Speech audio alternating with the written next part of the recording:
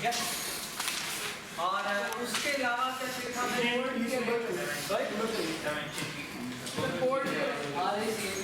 Sir मतलब dim चाहिए, dim कहेंगे कि बोर्ड पे ही बनेगा ना हमारा।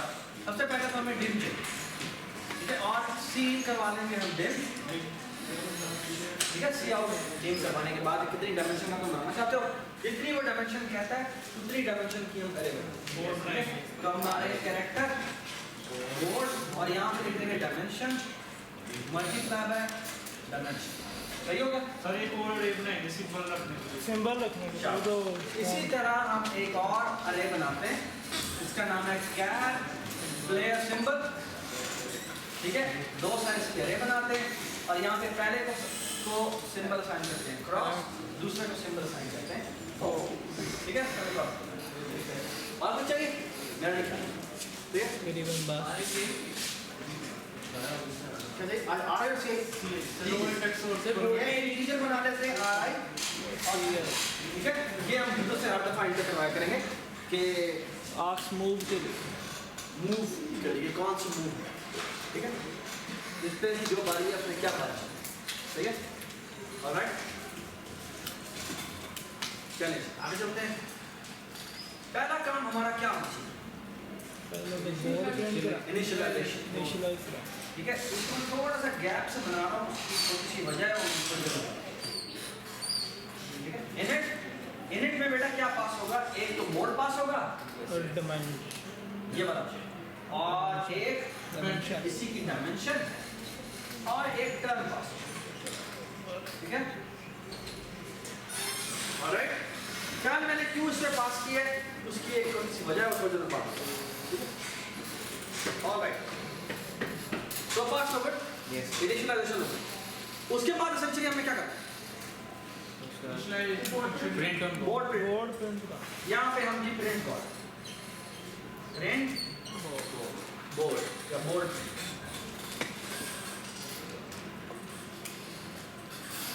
तो बी पास करना है और डायमेंशन जो है। ऑलराइट, अब हम यहाँ बाय द वे तो थोड़ी सी चेंज करते हैं, यहाँ पे जाके लिख दे सिस्टम और यहाँ पे जाके लिख दे CLS, उससे होगा ये कि हर दफा क्लियर की वजह, ठीक है। हाँ फंक्शन क्या, ठीक है। बोर्ड प्रिंट में हाँ बोर्ड प्रिंट, और वो नेक्स्ट बार जब मूव के तो बाद हर दफा वो दोबारा से आते हैं, बोर्ड जब गंदा दिखता है ना तो वो बोर्ड में मिट जाता है, बोर्ड मिट जाता है, इसलिए मैंने राइट हैंड बोर्ड पर है। हाँ ठीक है। चले आगे आते हैं। तो बोर्ड प्रिंट के अंदर हम सबसे पहले CLS करते हैं, फिर हम नया वाला बोर्ड प्रिंट, ठीक है। आ गया, हमने इनिशियलाइज किया, बोर्ड प्रिंट हो गया। अभी तक हमारा प्रोग्राम जो है वो एम्प्टी बोर्ड प्रिंट करेगा। हर जगह पे बेटा क्या लिखा हुआ आ रहा होगा? डैश, ठीक है। चलिए इसको मैं इरेज कर रहा हूँ, प्रिंट बोर्ड को, ठीक है। प्रिंट बोर्ड पे इरेज करना है, इसको इरेज करो। इनिट बोर्ड प्रिंट कैसे करा आगे यार टर्न कर इनिट को मैं नहीं करता, उसकी छोटी सी वजह बात प्रिंट बोर्ड तो बहुत आसान है, हम सब हैं। हर एक इंडेक्स पे जाना है, रो इंडेक्स या आप इंडेक्स कंप्यूट करते हैं और उस पे जाके वो डिस्प्ले, ठीक है। बंद करो, चलें हमने बोर्ड प्रिंट कर दिया है ना।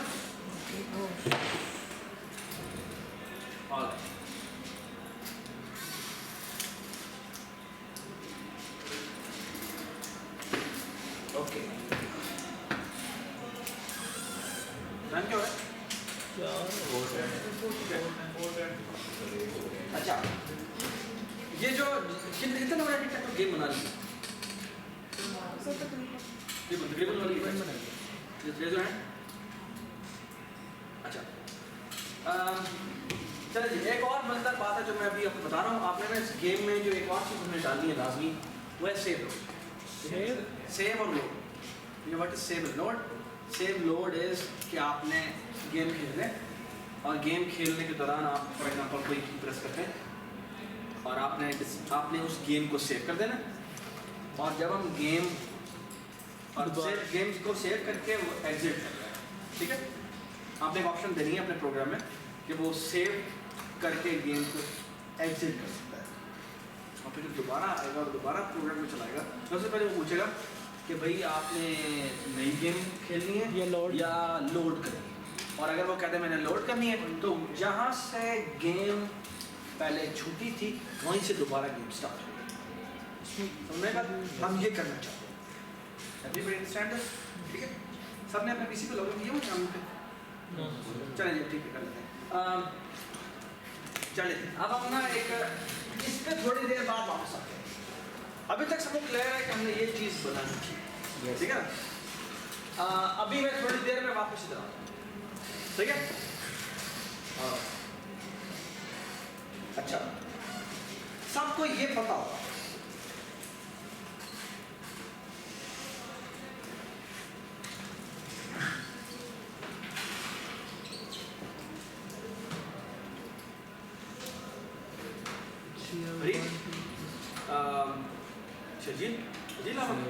सोहेल कंसोल स्क्रीन पर क्या आउटपुट होगा इस इंस्ट्रक्शन से? मतलब अगर कोई बनाया होगा लैदा से कोई प्रोग्राम बनाया होगा हाँ, उस पर अगर ये लाइन चलती है तो क्या आउटपुट होगा? नहीं सर, अगर फॉर एग्जांपल अगर कोई हमने पहले फंक्शन बनाया होगा उसका हाँ, ये मेन में एक लाइन लिखी हुई है, क्या आउटपुट करेगी? सिर्फ ये लाइन लिखी। हाँ, ये लाइन सर ये एरर तो देगा कोई? एरर क्यों देगा? मतलब एग्जैक्ट ये तो नहीं प्रिंट करेगा नहीं, मतलब इनके अंदर जो वैल्यू ये मेन फंक्शन है, मेन, ठीक है? ये लिखा ये क्या आउटपुट करेगा? और ऊपर कोई फंक्शन वगैरह नहीं दिया हुआ। नहीं, कोई मतलब नहीं, यूजिंग नेम्स पे एसटीडी लिखा हुआ है, बस ये मेन है। यहाँ पे सी आउट 1 2 3 लिखा हुआ है, क्या आउटपुट करेगा? जी सर, मतलब एरर देना चाहिए, मतलब ये एरर देना चाहिए। क्यों एरर देना चाहिए? नहीं मतलब सर जो इसकी वैल्यूज आती होंगी ना वो रिटर्न करे। कोई ये वैल्यू पड़ी है 1 2 3, क्या आउटपुट होगा? खुद वैल्यूज हैं सर सर, खुद वैल्यूज हैं ये। हाँ, ये खुद वैल्यूज हैं, तो ये कंसोल स्क्रीन है। मैं कह रहा हूँ इस कंसोल स्क्रीन पर जाकर क्या आउटपुट होगा? सर 1 2 3 प्रिंट करे। 1 2 3, दरमियान में स्पेस आएगी? नो सर, वो दी नहीं दे दी नहीं, स्पेस नहीं आएगी। समझ रहे हो? ये समझ आई बात? यस ठीक। अच्छा, बिल्कुल ठीक है। ये कंसोल पर अगर ये लिखता हूँ तो ये जाकर कंसोल ब्लैक स्क्रीन पर जाकर ये राइट होगा। ये समझ आएगा? ठीक है, बिल्कुल। अच्छा, एक और बात, मैं अगर फॉर एग्जांपल बेटा ये लिखता हूँ CN A B, ठीक है, और यहाँ पे मैंने इंटीजर A और B बनाए, ठीक है? अभी तक फॉर एग्जांपल वो यहाँ तक पहुँचा है, यानी वो इस लाइन तक। A और B में क्या वैल्यूज होंगी? हाँ, सर जो यूज, अच्छा यहाँ तक सर वो गार्बेज वैल्यूज होगा। गार्बेज वैल्यूज होंगी, ठीक है? Yes, sir. कुछ भी अभी तक हमने सीन नहीं करवाया। यहाँ पर वो सीन करवाता है AB, है ना जी? अगर सीन करवाता है AB, मैं लिखता हूँ जी 1 2, सर 1 2 आ जाएगी तो A में क्या आएगा 1 और B में क्या आएगा? ये आएगा। सर नहीं, जो मतलब सीन वो करवाएगा जो आप 2 सीन मैंने करवाया 1 2, यस सर। हाँ, तो A में क्या आएगा 1 आएगा सर, और B में क्या आएगा? 2 आएगा। उसे नहीं हुआ, क्या आएगा? शाबाश, A में 12 आएगा। क्यों 12 आएगा? तो सर वो एंटर क्योंकि करके दरमियान में हमने स्पेस दे दी। अगर हम स्पेस देंगे तो ये A में 1 आएगा और B में 2 आएगा, ठीक है? अगर हम तो ये इंस्ट्रक्शन लिखते हैं 1 2 और एंटर दबा देते हैं तो इसको नहीं पता लगता कि मैंने A कहाँ तक फिल करना है। वो तब तक जो है वो लोड करता रहता है जब तक उसको स्पेस नहीं मिलती, या जब तक उसको \n नहीं मिलता, या कोई भी टर्मिनेटिंग कैरेक्टर ना हो, यानी या टैब कैरेक्टर मिल जाए। समझाई बात? Yes sir. तो इसका मतलब है कि A में क्या आएगा 12 आएगा, और अभी तक भी कंसोल प्रोग्राम आपका चल रहा है, यानी वो B में इनपुट मांग रहा है। ये बात समझ गए? ठीक है, ये सब तो क्लियर है। अगर ये क्लियर है तो आपको उसका फाइल जो सेव लोड है वो कैसे होता है? इसमें किसी को प्रॉब्लम है कोई? नहीं है? चलिए आगे चलिए। ऑलराइट, इसमें किसी को कोई बात क्लियर ना हो प्लीज बता। ठीक है, सी आउट हमें करना आता है, हम खेलते आ रहे हैं शुरू से, और सीन हम सबको पता है, हम खेलते आ रहे हैं, है ना? चलें,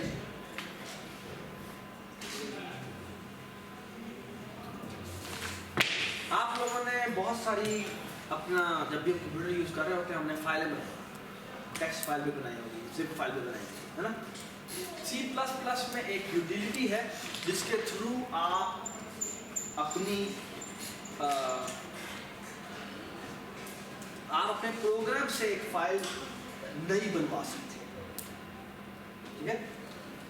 यानी आप खुद भी फाइल क्रिएट करना चाहें और उस पर कुछ राइट करवाना चाहें तो आप करवा सकते, ठीक है? तो बात समझ आई मैंने क्या बात बोली कि आप C++ के थ्रू आप चाहें तो अपने प्रोग्राम के थ्रू एक नई फाइल क्रिएट करवा सकते हैं, समझे? और वो कैसे करवाते हैं? वैसे करवाते हैं, किस किस्म की फाइल मतलब? जिस तरह की मर्जी फाइल। आप चाहें तो टेक्स्ट फाइल बना दें, आप चाहें तो एक abc.def बना दें, जो मर्जी फाइल, आप जो मर्जी फाइल नेम डॉट जो मर्जी एक्सटेंशन की आप फाइल बना सकते हैं, ठीक है? आप चाहे वर्ड डॉक्यूमेंट बनवा दें, आप चाहे एक्सेल डॉक्यूमेंट बनवा दें, जो मर्जी बनवा दें, ठीक है? ऑलराइट।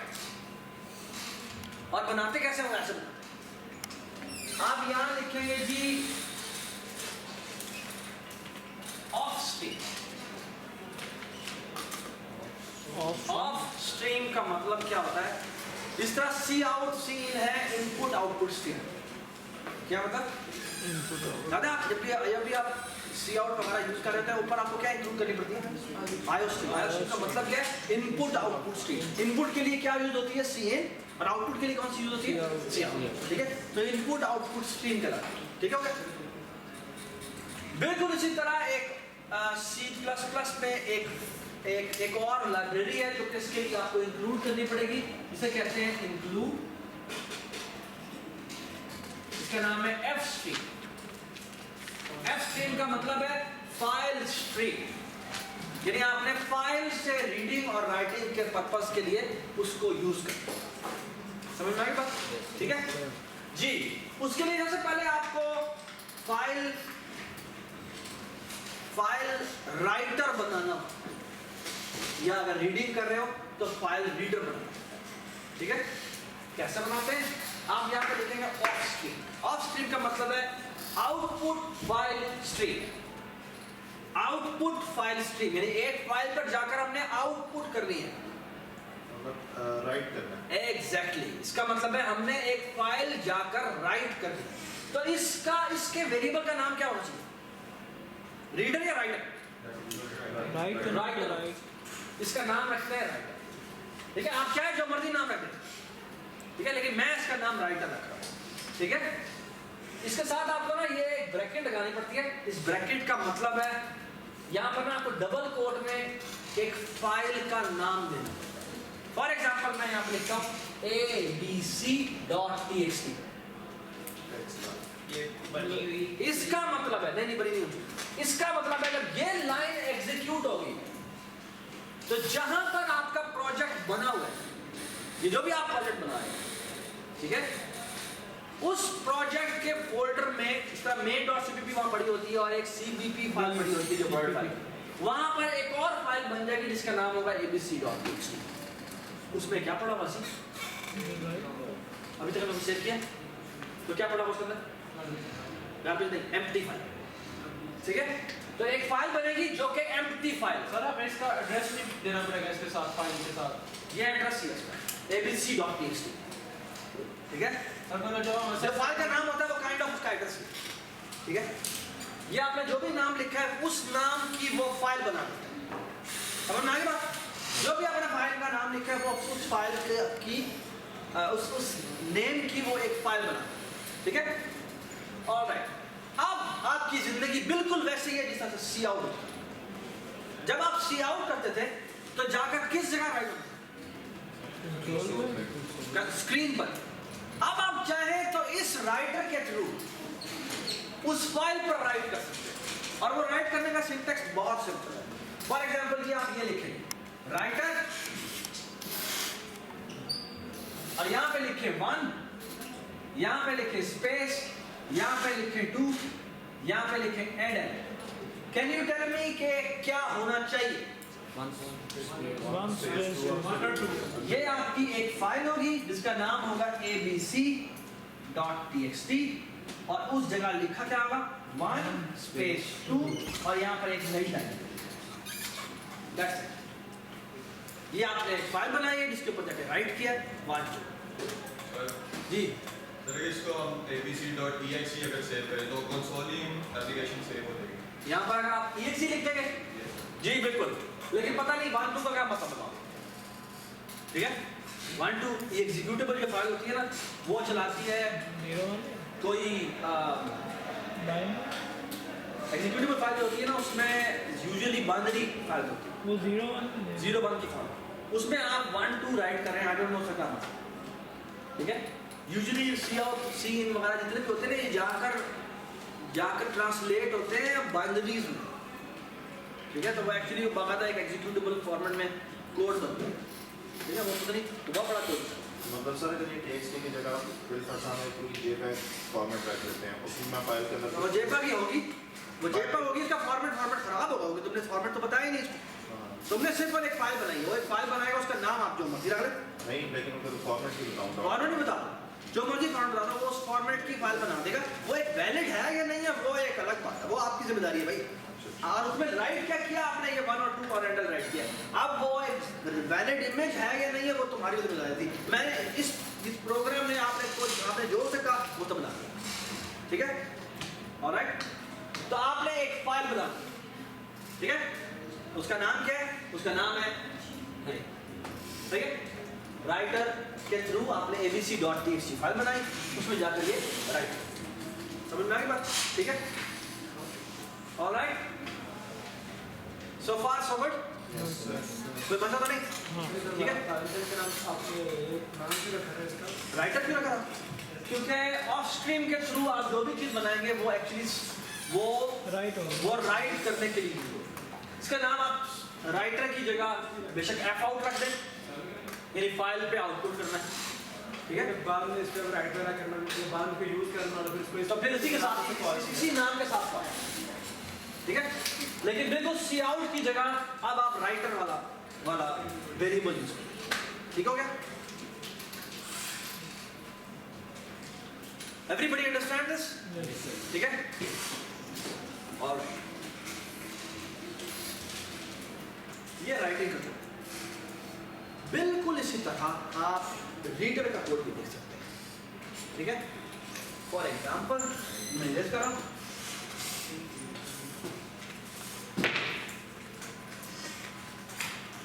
रीडर के लिए क्या करते हैं, रीडर के लिए आपको लिखना पड़ता है इफ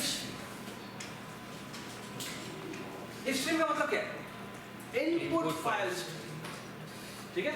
ऑफ स्ट्रीम का मतलब क्या था, आउटपुट फाइल, ठीक है। तो एक स्ट्रीम आता है, यहाँ पर इसका नाम आता है, फॉर एग्जांपल इसका नाम क्या रखे हैं आपके यहाँ पे, रीडर, ठीक है।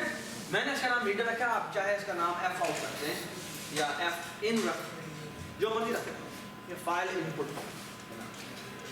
जी। सबसे पहले आपको यहाँ पर ब्रैकेट में बताना होता है कि कौन सी फाइल है जो तुम रीड करना चाहते हो। यहाँ पर आपको क्या लिखना चाहिए, फॉर एग्जांपल अगर आप यही फाइल रीड करना चाहते हैं तो आपको यहाँ पर लिखेंगे abc.txt, कोई भी नाम हो सकता कोई भी नाम जो नाम रखा हो, डबल कोट में लिखना जरूरी है। अगर अच्छा यहाँ पर जब आप ये लिखते हैं abc.txt तो ये अज्यूम करता है कि ये फाइल जिस प्रोजेक्ट में तुम ये लिख रहे हो कोड, उसी प्रोजेक्ट के फोल्डर में ये abc.txt पड़ेगी, उसी फोल्डर में ये txt पड़ेगी, ठीक है। अगर उसमें नहीं पड़ी तो नहीं, और अगर उसमें नहीं पड़ी हुई तो ये उसे ओपन नहीं कर सकता, ये उसे ओपन नहीं कर सकता, एरर देगा, एरर देगा, लेकिन एक एरर यहाँ नहीं देगा, लेकिन उसको एरर को चेक करने का एक तरीका है, ठीक है। वो तरीका ये है कि आप जाकर फौरन नहीं, इसके फौरन बाद रीडर के फौरन बाद ना, ये जहाँ भी हमने बनाया इसके फौरन बाद एक लाइन लिखी और वो ये इफ रीडर का मतलब पता क्या है, इफ रीडर का मतलब ये है अगर रीडर ओपन हो गया, इसका मतलब ये काइंड ऑफ कंडीशन, ठीक है। अगर ये रीडिंग के लिए से फाइल ओपन कर ली होगी तो तुम जब ये वेरिएबल लिखोगे ना तो यहाँ पर लिखा हुआ आएगा एक्चुअली 0 या 1। अगर ये रीडिंग के लिए खुल गया तो ये रीडर की वैल्यू के अंदर एक्चुअली 1 आएगी, और अगर ये ओपन नहीं हुआ तो उसका मतलब है फॉल्स आएगा। तो मैं चेक करना चाहता हूँ कि फाइल ओपन हुई ही नहीं तो यहाँ पे not out. If not reader क्या मतलब, अगर ओपन नहीं हुई है तो यहाँ पे मैं सी आउट कर देता हूँ, could not open, invalid path, could not open file, और जो भी तुम्हें लिखना है कि भाई इनवैलिड पाथ और समथिंग लाइक दैट। ठीक हो गया, ये बात सुना, ठीक है। एक और ना एक फंक्शन होता है जिसका नाम होता है exit1। I think std lib में डिफाइन होता है, मुझे याद नहीं कौन सी, खुद देखना। exit1 का मतलब पता क्या होता है, ये एक फंक्शन है जो के प्रोग्राम को टर्मिनेट करे जहां पर भी हो। अगर आप exit1 कॉल करेंगे तो उसका मतलब क्या है कि आपका प्रोग्राम टर्मिनेट हो गया, बस। ठीक हो गया, ठीक है। अगर वो फाइल ही ओपन नहीं कर सका तो आपको उसको कोई काम आगे करना चाहिए, नहीं करना चाहिए, ठीक है। तो आप इसलिए exit1 ठीक है, ऑलराइट। अभी मेरी पूरी बात, ठीक है। मैंने ये फाइल ओपन कर दी, अगर वो यहां पर आ जाए इसका मतलब क्या है, इसका मतलब है फाइल ओपन हो चुकी है। और अगर फाइल ओपन हो चुकी है तो इसका मतलब है मैं रीड कर सकता हूं जी। यहां पर मैं दो वेरिएबल बनाता हूं, इसका नाम रखता हूं int a और b, ठीक है। और यहां पे करता हूं रीडर a और b और c, फॉर एग्जांपल c, ठीक है जी। ये आपका रीडर कहां पॉइंट कर रहा है, ओपन हो गई है, ओपन हो गई है, ये पॉइंट कर रहा है यहां पर, ठीक है। अगर आप कहेंगे रीडर से a में रीड करो तो ये पहली वैल्यू जिस तरह सीन चलता है एग्जैक्टली वैसे ही ये इसको रीड करेगा। जैसे स्पेस मिलेगी ये ब्रेक हो जाएगा, तो पहली a में क्या वैल्यू आई, 1 वैल्यू आई, b में क्या वैल्यू आ जाएगी, 2 वैल्यू आई, ठीक है। 2 का मतलब है वो 2 से रीड करेगा और आगे यहां पर पॉइंट कर रहा है, ठीक है। उसके बाद आपने कहा सी में रीड करो, सी में वैल्यू रीड करने के लिए इसके पास है नहीं है, तो सी में जो गार्बेज वैल्यू थी वही की वही रहेगी। सर अगर ये फाइल के अंदर कोई कैरेक्टर लिखो हो, मतलब एबीसी लिखी हो तो नहीं एक बात, एक पैराग्राफ अभी तक हम इंटीजर्स की बात कर रहे हैं, ठीक है। तो जो इंटीजर पढ़ा होगा वही इंटीजर इसके अंदर आ जाएगा, हमें एंटर करेंगे। लेकिन सी के लिए वेट करेगा, से के लिए वेट नहीं करेगा। अगर सी नहीं पढ़ा हुआ तो वो जो वैल्यू इसके अंदर जंक पड़ी है वो जंक पड़ेगी और वो सीन कर लेगा, ये रीडर आगे चलता है। ठीक हो गया, ये बात समझ आई? यस, ठीक है, ऑलराइट। सर यानी उसने ऊपर से वैल्यू उठाई है, सॉरी इसकी बात समझिए। ये पहली दफा जब रीडर करेगा तो ये 1 ए में आ जाएगा। 1 क्यों ए में आया, क्योंकि उसके फौरन बाद जो कैरेक्टर है वो क्या है, स्पेस। अगर स्पेस ना होता, इकट्ठा 1 2 पड़ा होता तो ए में ही 1 2 आ जाता और बी और सी में गार्बेज वैल्यू की गार्बेज वैल्यू, क्यों, आगे वैल्यू नहीं पड़ी। ठीक है, अगर यहाँ पर इसी तरह मैं फॉर एग्जांपल ये लिखता हूँ 1 2, यहाँ पे 3 पढ़ाओ, यहाँ पे 4 पढ़ाओ, 5 पढ़ाओ, 6 पढ़ाओ। ये भी राइटर पढ़ा होगा, हाँ, यहाँ पे राइटर मोड पढ़ा होगा। राइटर मोड बेटा ये एक फाइल है abc.txt, इसका पिछले सवाल से कोई ताल्लुक नहीं है। मैंने एक और फाइल बनाई है इसका नाम है abc.txt, ठीक है। ये एक रीडर मैंने एक बनाया जो कि इस फाइल को ओपन करेगा, ठीक है। यहाँ पर मैंने चेक किया कि ओपन हुई है, अगर ओपन नहीं हुई तो फौरन प्रोग्राम को टर्मिनेट कर। यहाँ पर आ गया, इसका मतलब फाइल ओपन हो गई। यहाँ पर मैंने 3 वेरिएबल बनाए, a b c में रिसीव किया। a में 1 आ जाए, b में 2 आ जाए, c में 3 आ जाए। और अभी तक आपका जो रीडर है वो कहां तक पहुंच चुका है, वो यहां तक पहले पहुंच चुका है। ये बात समझ, ठीक है। रीडर, ठीक है, रीडर इस फाइल को रीड करता है। इस तरह सी इन में आपने अगर एक वैल्यू एंटर करने को कही है और आप लिख दें 1 स्पेस 3 स्पेस 10 स्पेस 15 स्पेस, तो क्या वो सिर्फ पहली वैल्यू वेरिएबल में डाल देता है, बाकी पूरी की पूरी वैल्यू कहां पड़ी होगी, वो बफर में ही रहती है। अगली दफा जब तुम सीन करवाते हो तो वो अगली वैल्यू उठाएगी, बिल्कुल इसी तरह यहाँ पर भी। हाँ, ये फाइल बफर बन गई, ये फाइल बफर है, ये इस तरह वो आपका इनपुट बफर था, ये आपका फाइल बफर। समझ में आ गई बात, ठीक है, ऑलराइट। अच्छा,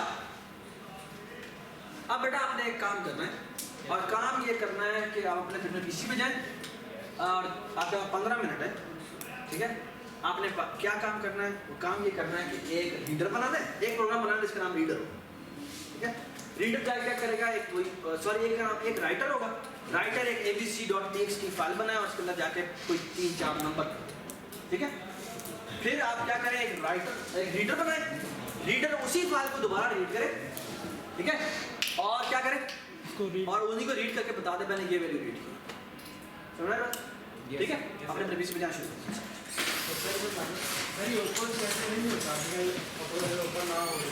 अगर ओपन ना हो क्या होता ओपन ना होने का मतलब? बेटा, अगर वहाँ फाइलें नहीं पड़ी हुई ओपन क्या करें? तो हमने तो ऊपर बना दी है। हाँ, तो अभी तो बनाएंगे ना, मैं abc.txt की जगह यहाँ पर दे देता हूँ h.txt,